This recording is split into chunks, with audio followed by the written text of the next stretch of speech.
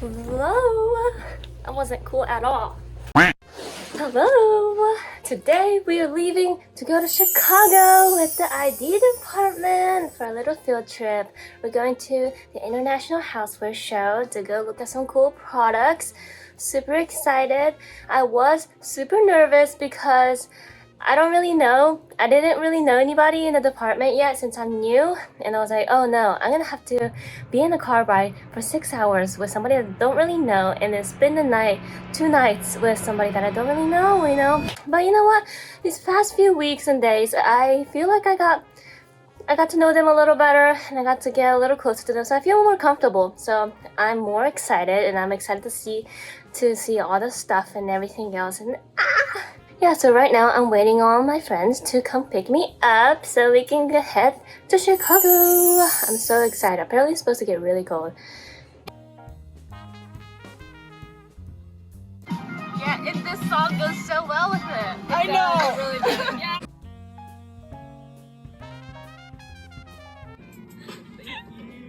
But today especially, it's popping out.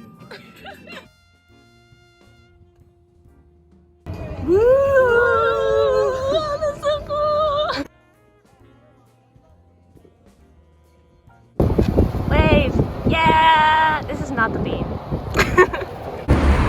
Yeah! We're walking in Chicago at like 10 p.m. Wow!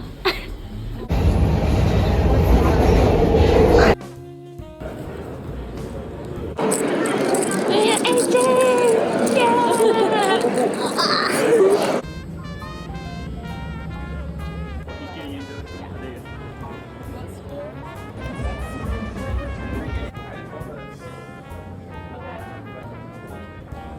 Sustainable products!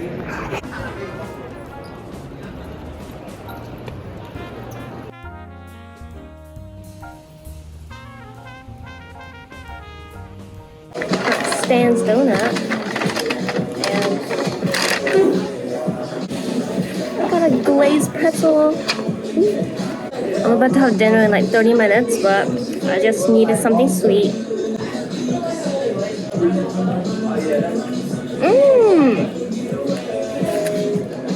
That's really good.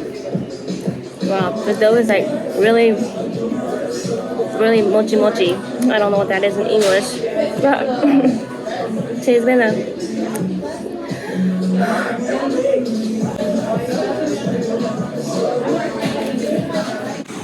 It's raining a little bit, but look how pretty it is.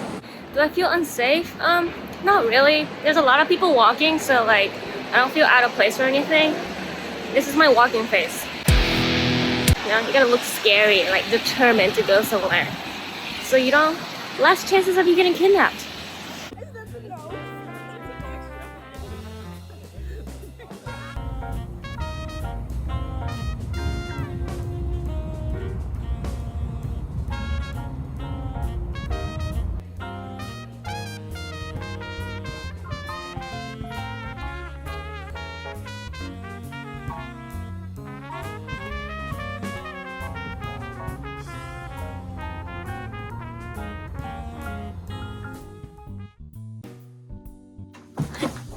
We're back home with some goodies.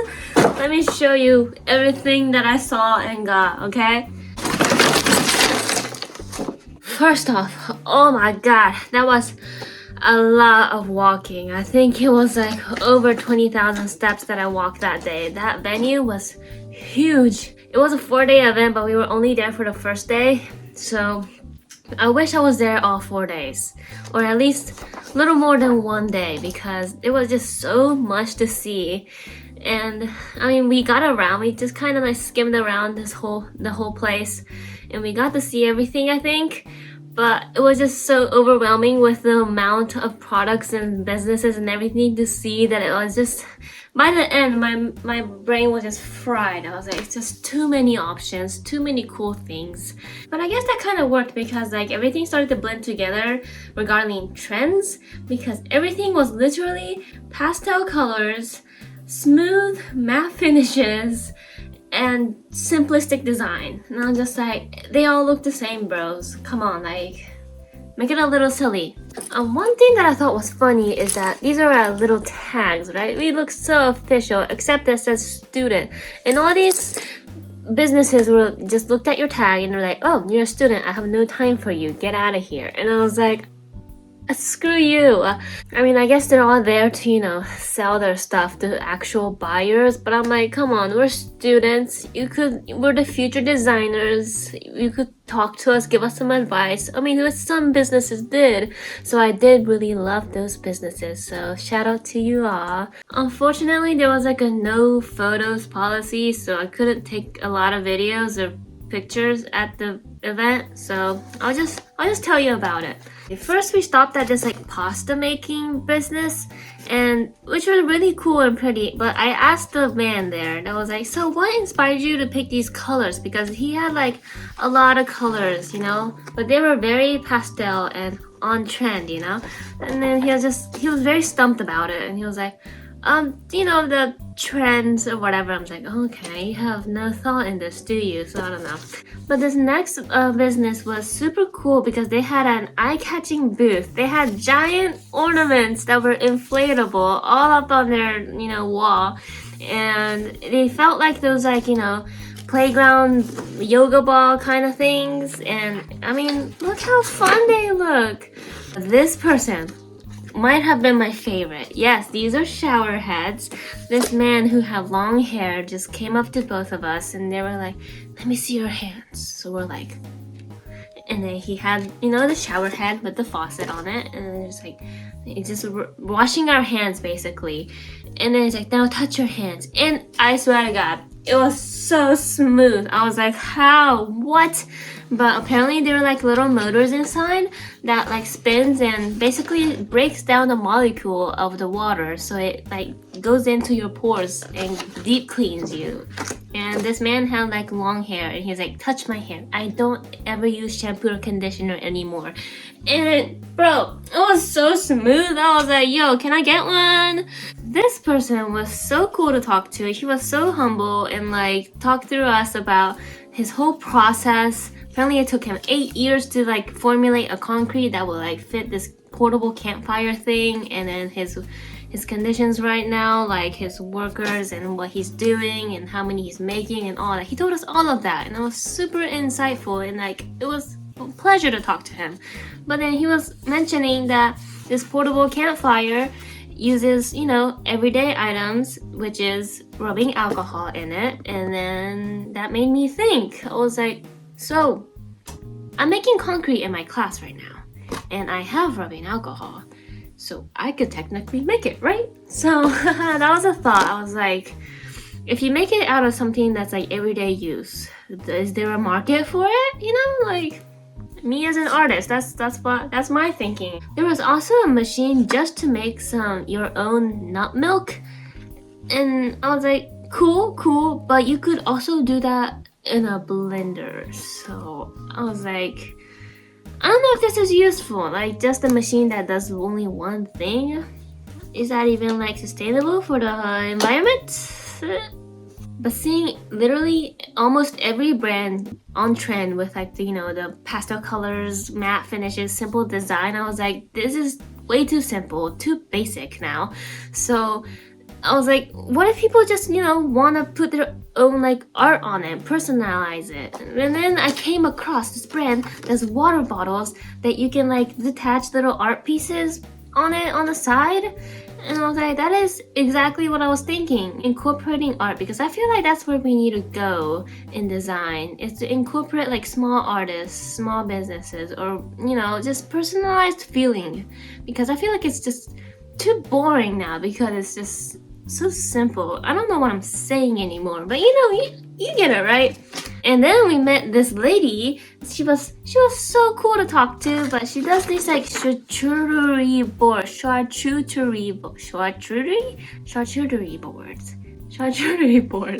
but it's like a sphere almost, and it twirls out like that, and it's like, wow, it's so fun to look at.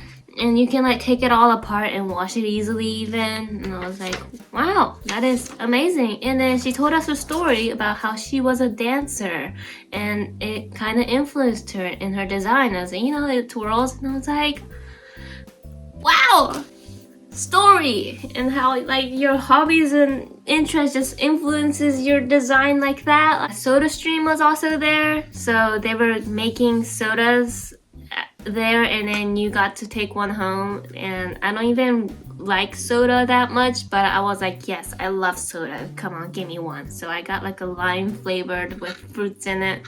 It's very cool. Now I have this cool bottle that you could use it on a SodaStream, but I don't have a SodaStream, so I guess it'll be my new water bottle. And of course, this is my favorite now.